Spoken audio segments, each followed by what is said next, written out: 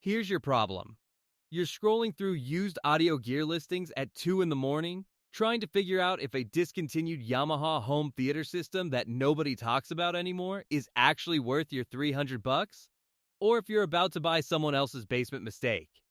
The YH-1840 pops up constantly on eBay and Facebook Marketplace, usually bundled with dusty cables and a story about upgrading to Atmos.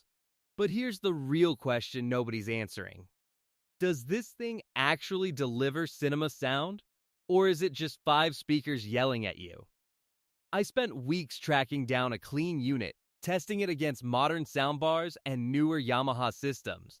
And what I found surprised me. Stick around because by the end of this video, you'll know exactly whether this discontinued system deserves a spot in your living room or if you should keep scrolling. And hey, before we dive deep, hit that subscribe button and drop a comment telling me which sound system you're using right now and what's driving you crazy about it. Are you stuck with TV speakers? Fighting with a soundbar that can't handle action scenes? Let me know. The discontinued dilemma. Let's get the awkward truth out of the way first. The Yamaha YHT-1840 doesn't exist in American stores anymore. Yamaha pulled it from their US lineup to focus on newer models like the YH-4950U and the YH-5960U. Walk into Best Buy today and ask for a 1840 and you'll get confused looks. This system was never a flagship. It was Yamaha's entry-level bundle, designed for people who wanted surround sound without the complexity of building a custom setup. Think of it as the Honda Civic of home theater, reliable and functional but not exciting. When Yamaha discontinued it, they didn't make a big announcement. It just quietly disappeared from retailer websites, replaced by systems with Bluetooth and fancier remote apps. So why are we even talking about it in early 2026? Because the used market is flooded with these systems, and they're dirt cheap. You can find complete bundles with all 5 speakers, the subwoofer, the receiver, and every cable for anywhere between $250 and $400. Compare that to the $450 starting price for Yamaha's current budget system, and suddenly this discontinued model starts looking interesting. What you actually get. The YH-1840 is a complete package. You get the HTR-2071 receiver, which is the brain of the operation. This receiver pushes 70 watts per channel at 6 ohms, which sounds technical but really just means it can get loud enough for most living rooms without distorting. It has 4 HDMI inputs on the back, all capable of passing through 4K resolution and HDR10 video. This matters because you can plug in your PlayStation, your Roku, your Blu-ray player, and your cable box all at once without constantly swapping cables. The receiver handles Dolby Digital and DEDI-CX decoding, which are the 2 main surround sound formats you'll encounter in movies and games. No Dolby Atmos here, which is that overhead height effect you get in theaters, but for a budget system from a few years ago, standard surround is what you'd expect. Then you've got 5 satellite speakers. The front left, front right, and center channel all use 5 1/4 inch drivers. These are compact speakers, not tower speakers. They're designed to sit on shelves or mount on walls without taking over your room. The 2 surround speakers are identical to the fronts, giving you a consistent sound signature all around. Finally, there's an 8-inch powered subwoofer rated at 100 watts. This handles the low frequency effects, the explosions, the rumbling bass lines, all that chest-thumping stuff. Everything comes with the necessary speaker wire, which is a nice touch. Some systems make you buy cables separately, nickeling and diming you after you've already committed. The missing pieces. Now let's talk about what this system doesn't have, because that list matters just as much. No Bluetooth. You can't stream Spotify wirelessly from your phone.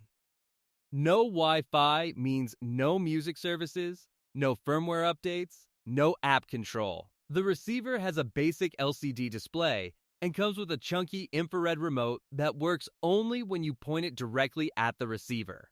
There's no HDMI ARC or EA ARC, so connecting it to your TV requires an optical cable if you want to hear sound from your TV's built-in apps. No voice control, no smart home integration, nothing modern. Yamaha includes something called Virtual Cinema DSP, which is their digital sound processing that tries to simulate larger spaces, plus a music enhancer mode and an extra bass button. These are preset EQ modes, not revolutionary features. The system is strictly 5.1 channels. You can expand it to 7.1 or add height speakers later. The receiver locks you into this specific configuration. For some people, these missing features are deal breakers. For others, they're irrelevant. If you just want to plug in your devices and hear good surround sound without fiddling with apps, the lack of bells and whistles might actually be a relief. Sound performance for movies. Here's where things get interesting. Fire up an action movie, something like Mad Max Fury Road or John Wick, and the YHT-1840 wakes up. The surround sound envelope is legitimately immersive for the price point. Explosions hit hard, with the subwoofer delivering punchy bass that doesn't sound muddy or boomy. You can actually tell where effects are coming from. Bullets whip past from the rear speakers, cars race across the front soundstage, helicopters circle overhead even without height channels. Reviewers who tested this system when it was new consistently praised its ability to create a wide, engaging sound field. One tech blog called it spectacularly realistic for the money, which is high praise for a budget bundle. Dialogue clarity is solid. The center channel does its job keeping voices anchored and intelligible even during chaotic scenes. You won't be constantly rewinding to figure out what someone said. The on-screen display pops up on your TV when you adjust settings, which is way easier than squinting at a tiny receiver screen across the room. Setup is straightforward. Yamaha includes a setup microphone for automatic speaker calibration, though it's pretty basic compared to modern room correction systems like Odyssey or Dirac. The system measures speaker distances and levels, applies some EQ, and calls it good enough. For most rooms, it works fine. The system gets loud. Really loud. 70 watts per channel might not sound like much compared to high-end receivers pushing 100 or more, but in a typical living room, this system will hit uncomfortable volume levels before you run out of headroom. That's the just loud part of the title. Yes, it can fill your room with noise. But is it refined? Not really. Push the volume to max, and those small satellite speakers start sounding thin and harsh. There's a tinny quality that creeps in, especially with bright sound effects like shattering glass or screeching tires. The speakers lack the depth and timbre of larger, higher quality drivers. They can't disappear into the soundstage the way premium speakers do. You're always kind of aware you're listening to small speakers working hard. Music and everyday listening. Switch from movies to music and the limitations become more obvious. The YHT-1840 is fun with music. It's energetic and punchy, especially if you engage that extra bass mode. But it's not accurate. Instruments lack texture. Vocals can sound a bit nasal. The soundstage collapses compared to a dedicated stereo system. If you're a critical music listener, someone who cares about hearing every detail in a jazz recording or the subtle layers in a classical piece, this system will disappoint. It's designed for movie sound, and music is an afterthought. That's not unusual for home theater in a box systems. They prioritize the dynamics and impact that make movies exciting over the tonal accuracy that music demands. The subwoofer integration is decent but not seamless. You can sometimes tell where the sub is located because it doesn't blend perfectly with the satellites. This is partly a limitation of the budget subwoofer itself and partly the basic crossover settings in the receiver. With patience and manual tweaking, you can improve it, but out of the box, it's just okay. Build quality and design. Let's be honest about what you're getting physically. These are plastic speakers. They're lightweight, hollow feeling, and not particularly attractive. The fake wood vinyl wrap looks cheap up close. They're functional, not beautiful. If you're planning to wall mount them or tuck them on shelves where they're not the focal point of your room, fine. If you want speakers that double as furniture or conversation pieces, look elsewhere. The receiver is similarly utilitarian. It's a black box with a basic front panel and a tangle of connections on the back. It runs warm but not hot. Build quality is adequate, not premium. Yamaha is known for reliability, and these systems do tend to keep working year after year, but you won't confuse this with high-end AV gear. The subwoofer is front-firing with a port on the back. It's compact enough to tuck in a corner or behind furniture. At 8 inches, it won't rattle your windows, but it provides enough low end to make movies satisfying. The finish is basic black vinyl. Everything about this system screams budget, which is fair because that's exactly what it is. The used market reality. Since you can't buy this new in stores, let's talk about what hunting for a used unit actually looks like. eBay is your best bet. At any given time, there are multiple listings ranging from $250 to $400 for complete systems. Condition varies wildly. Some sellers are meticulous, providing photos of every speaker and cable, testing everything, and packaging it carefully. Others throw everything in a box and hope for the best. Read listings carefully. Make sure all 5 speakers, the subwoofer, the receiver, the remote, and the cables are included. Check seller ratings and return policies. Facebook Marketplace and Craigslist are hit or miss. You might score a local deal and avoid shipping, but you also have to meet strangers and test equipment on the spot. Bring your phone, a streaming device, and an HDMI cable. Plug it in and listen before you hand over cash. Refurbished units occasionally pop up from specialty electronics resellers, sometimes priced closer to $400 or $500. These might come with a limited warranty, which provides peace of mind but cuts into the value proposition. Pay attention to voltage if you're seeing international listings. Some sellers offer units designed for 220V markets. Unless you want to mess with transformers, stick to 110 120V North American versions. Comparisons to current alternatives. How does a discontinued system stack up against what you can buy new today? Yamaha's current entry-level offering is the YH-1840.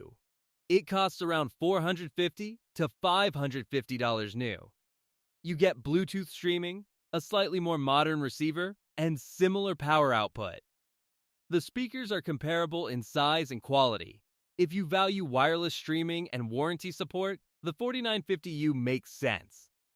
But if you can find a clean 1840 for under $300, you're saving a couple $100 for nearly identical movie performance. The Vizio M51X J6 soundbar system is another popular budget option around $300. It includes a wireless subwoofer and satellite speakers for surround. Setup is easier, and it has Bluetooth and Wi-Fi built in. But soundbars, even with wireless satellites, don't create the same enveloping surround effect as a traditional 5-speaker setup. The Vizio is more convenient. The Yamaha is more immersive. Onkyo's HT-S3910 is another competitor, usually priced around $350. It's newer, has better app control, and includes AccuEQ room correction. Sound quality is in the same ballpark as the Yamaha, maybe slightly warmer. If you want modern features and don't mind spending a bit more, the Onkyo is worth considering. But for pure Yamaha reliability and that signature bright, clear sound, the 1840 holds its own. Who this system is actually for. The YH-1840 is not for everyone. If you're an audiophile, if you care deeply about accurate music reproduction, if you want the latest features like Atmos and wireless everything, skip it. This is a system for beginners. It's for college students furnishing their first apartment. It's for families who watch Marvel movies on Friday nights and want dialogue they can hear and explosions that feel big. It's for people who find modern AV receivers intimidating with their endless menus and smartphone apps. It's for tinkerers who want a basic receiver they can upgrade later, swapping in better speakers as budget allows. The HTR-2071 receiver is actually pretty capable if you feed it better speakers down the road. Start with the full bundle, live with it for a year, then upgrade the fronts and center to something nicer while keeping the receiver and sub. That's a reasonable upgrade path. It's also for people who value simplicity and reliability over features. There's something to be said for a system that just works without firmware updates, Wi-Fi passwords, or app compatibility issues. You plug it in, you press play, you hear surround sound. Done. The verdict. So, real cinema or just loud? The answer is somewhere in between. The Yamaha YHT-1840 is loud, absolutely. It can fill your room with dynamic, engaging surround sound that makes action movies fun. Is it real cinema? Not in the sense that a high-end home theater with carefully chosen components and acoustic treatment is real cinema. But for $300 used, it's a legitimate entry point into surround sound that outperforms TV speakers and basic soundbars in terms of immersion. The lack of modern features is a legitimate drawback. If you stream a lot of music wirelessly or care about having the latest tech, you'll feel the absence of Bluetooth and Wi-Fi. The small speakers limit refinement, especially at high volumes or with complex music. But for its intended purpose, delivering satisfying movie sound without breaking the bank or requiring expert knowledge, it succeeds. If you're hunting on eBay or Marketplace, look for units under $350 in good condition with all components included. Test everything before buying if possible. Expect a fun, loud, immersive experience for movies and games. Don't expect audiophile-grade sound or modern convenience features. Know that you're buying into a discontinued system with no manufacturer support. That means no warranty, no firmware updates, and limited replacement parts if something breaks. For many people, that's an acceptable trade-off for the price. For others, spending a bit more on a current system makes more sense. Final thoughts. The YHT-1840 represents a specific moment in home theater history. Before streaming and smart features became mandatory, when all-in-one bundles ruled the entry-level market. It's not a perfect system, but it's an honest one. It does what it promises without pretending to be more than it is. In a world where even budget soundbars now have apps and voice assistants, there's something refreshing about a system that just plugs in and plays. If you're on a tight budget, if you want to dip your toes into surround sound without committing serious money, if you value simplicity and reliability, a used 1840 is worth hunting down. Just go in with realistic expectations. You're getting solid entry-level surround, not reference quality cinema. If you found this deep dive helpful, smash that like button and subscribe for more honest gear reviews. Drop a comment and let me know if you're team soundbar or team surround system. And if you end up buying a YHT-1840, come back and tell me how it worked out. Now get out there, find yourself a deal, and enjoy those movie nights.